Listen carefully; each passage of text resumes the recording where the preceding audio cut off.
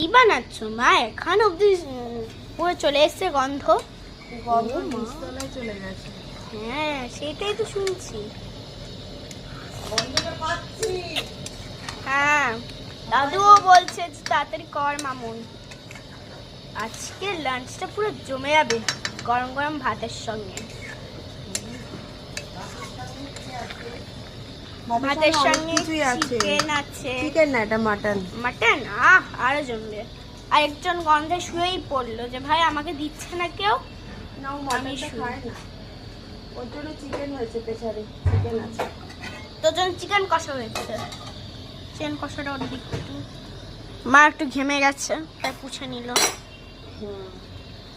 দাঁড়া তোর জন্য একটা চিকেন আছে, বরবটি ভর্তা, ভাজা, চাল কুমড়োর তরকারি, মুগের ডাল দিয়ে, আর ডাল আছে উচ্চ ভাজা।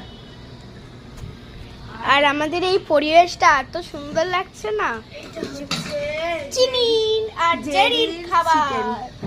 চিকেন, লাউ, কুমড়ো, রাঙা আলু, গাজর। চিনি দে, তাই না? না না, কেউ ওড়েনি। হ্যাঁ, ওরা কেন? ওরা শাড়িটা উড়বে না। শাড়িটা আচ্ছা হয়েছে। এখন 5 মিনিট ধরে এটাই বকে যাবে, কেন উঠলো?